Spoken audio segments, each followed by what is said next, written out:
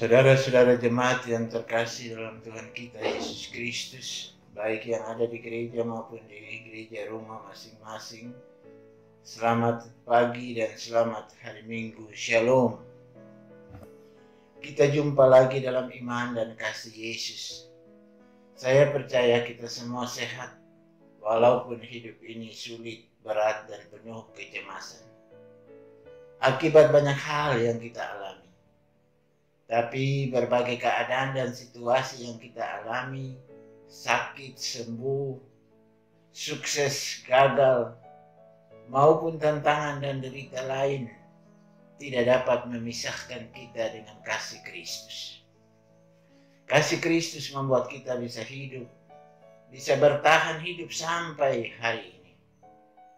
Oleh karena itu hidup ini mesti disyukuri, tetap berdoa, yakini sungguh bahwa kita tidak akan binasa kalau hidup kita berpaut pada Kristus Tuhan dan Allah kita.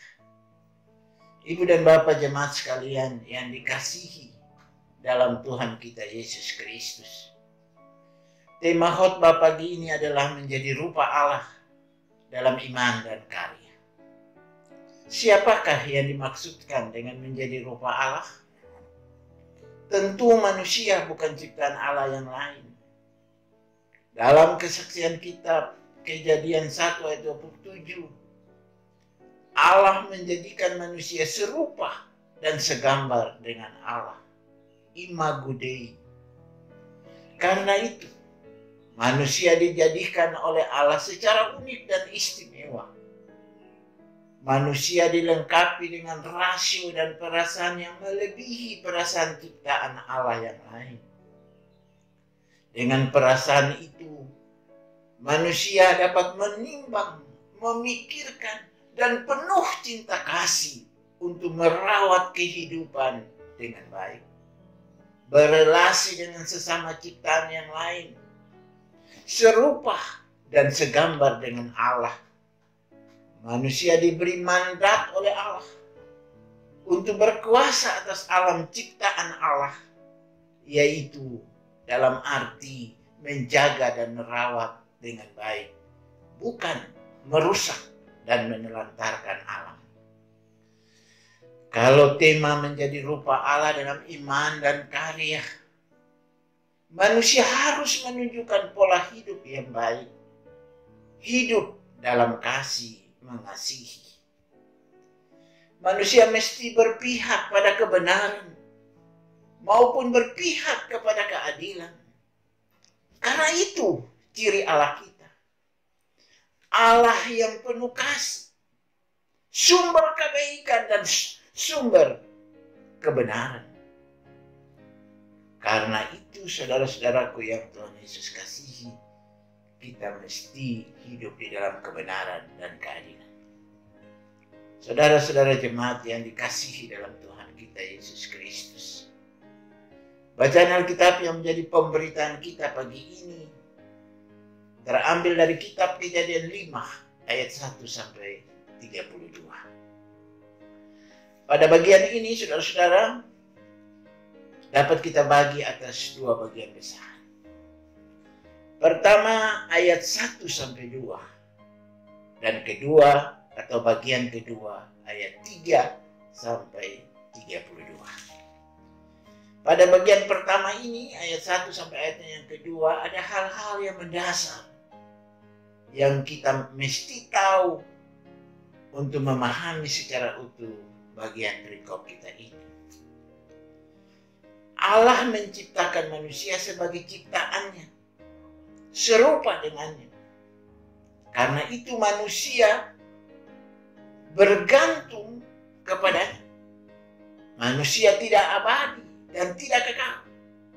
Manusia terbatas hidupnya.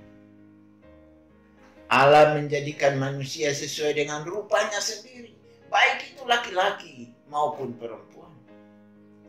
Makna serupa dengan Allah, manusia memiliki sifat yang menyerupai sifat ilahi dibandingkan dengan makhluk lain.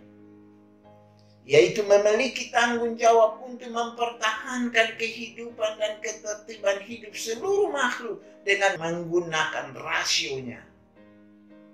Dengan kesadaran moral, manusia mampu membedakan antara yang baik dan yang jahat. Dengan kesadaran pengembangan diri, manusia berjuang untuk eksistensi dan ideal dari seluruh makhluk ciptaan Allah dan dunianya. Allah menciptakan manusia laki-laki dan perempuan dalam rupa Allah. Artinya laki-laki dan perempuan setara dan sederajat. Laki-laki tidak lebih tinggi dari perempuan, atau sebaliknya perempuan lebih tinggi dari laki-laki. Tidak, saudara-saudara. Laki-laki maupun perempuan setara dan sederajat statusnya di hadapan Allah. Kedua dari bagian pertama, saudara-saudara, Tuhan memberkati mereka dengan memberi nama kepada mereka. Manusia diberi nama Adam, yang artinya tanah liat, debu. Hal ini menunjukkan bahwa manusia itu fana, tidak abadi, tidak kekal, mudah rapuh dan terbatas. Manusia laki-laki maupun perempuan berasal dari tanah. Kedua-duanya terbatas.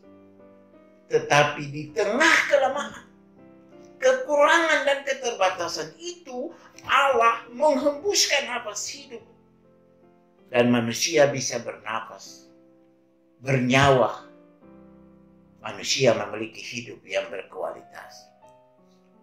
Dalam kesaksian Kejadian 1, saudara-saudara, di situ dijelaskan bahwa Allah memberi kewenangan kepada Adam untuk memberi nama kepada makhluk lain. Namun untuk nama dirinya sendiri, Allah tidak membiarkan ia memberi nama atas diri sendiri, kecuali Allah secara langsung memberi nama kepada manusia itu.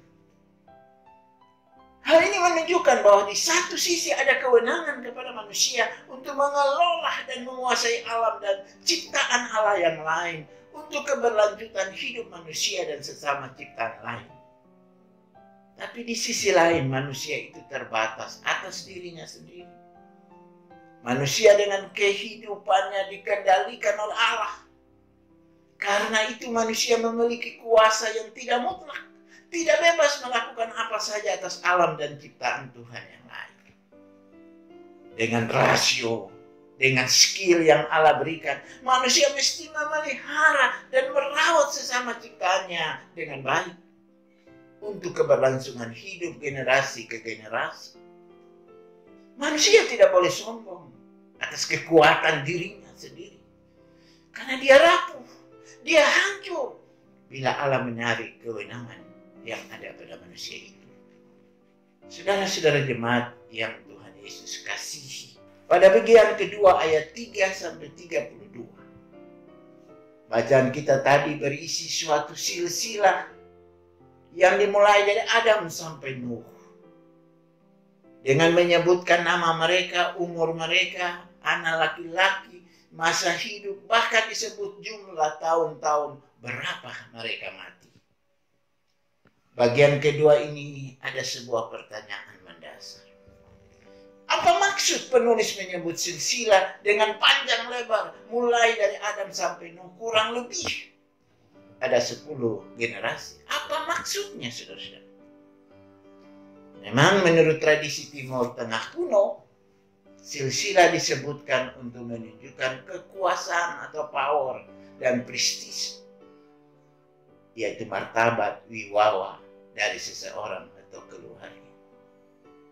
Dan dalam konteks kita orang Maluku menyebutkan silsilah selain menunjukkan kekuasaan, prestis, martabat, wibawa, tetapi juga menunjukkan legitimasi, membenarkan seseorang atau keluarga itu dia berasal dari keluarga yang besar, keluarga yang kecil, dan lain-lain.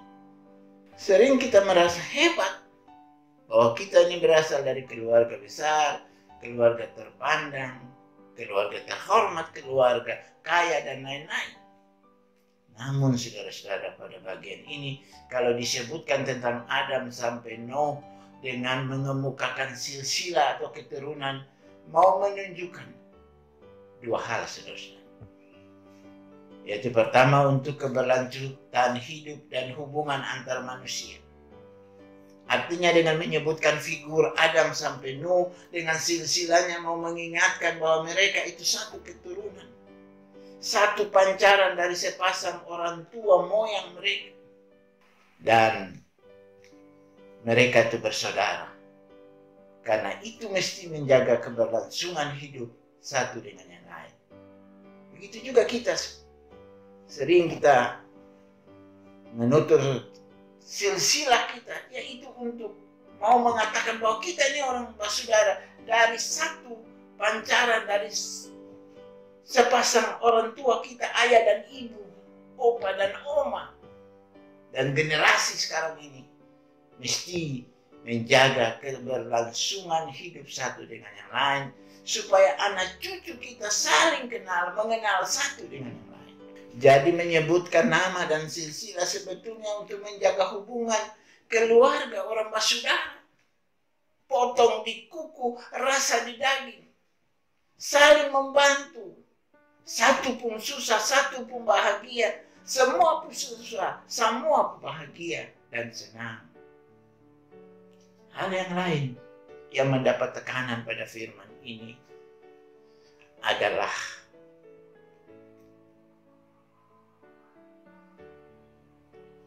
bahwa untuk menjaga keberlangsungan hidup dan hubungan antar keluarga atau manusia, disebutkan nama dan rekaman jejak hidup masa muda sampai masa tua. Saudara-saudara, di antara 10 generasi ini, Adam sampai Nuh disebut Enok, yang menurut kesaksian Kejadian 6 ayat 9, ia memiliki karakter hidup yang baik. Dikatakan di situ bahwa Enok masa hidup berjalan bersama Allah. Artinya hidup dan keluarga ia taruh dalam rancangan dan kehendak Tuhan. Ia taat dan sangat menghormati Tuhan. Ia setia mengikuti perintah dan ketetapan Allah.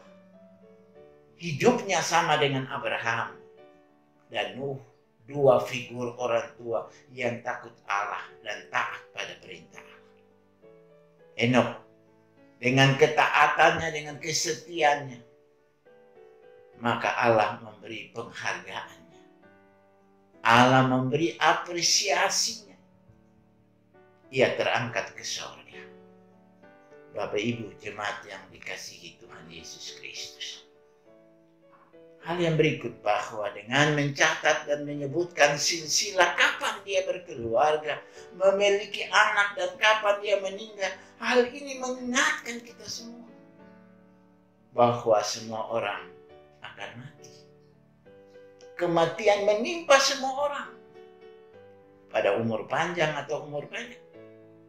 Pada saatnya semua mati, karena manusia hidupnya terbatas, tidak abadi dan tidak kekal. Karena itu hidup ini adalah kesempatan untuk berbuat baik. Sama seperti Paulus dalam sebuah kesaksian. Paulus mengatakan, hidupku bukannya aku lagi, melainkan Kristus ada di dalamku. Menyebut silsilah dan nama-nama mau mengatakan bukan kita ini orang besar, kita berasal dari keluarga besar, tetapi sebetulnya harus ditunjang dengan ketaatan kita, dengan peran kehidupan kita yang orang tua sudah wujudkan tempo lalu, dan sekarang kita mesti menjaga nilai-nilai itu supaya kita tetap memuliakan nama Tuhan. Selamat hari Minggu, Shalom, amin.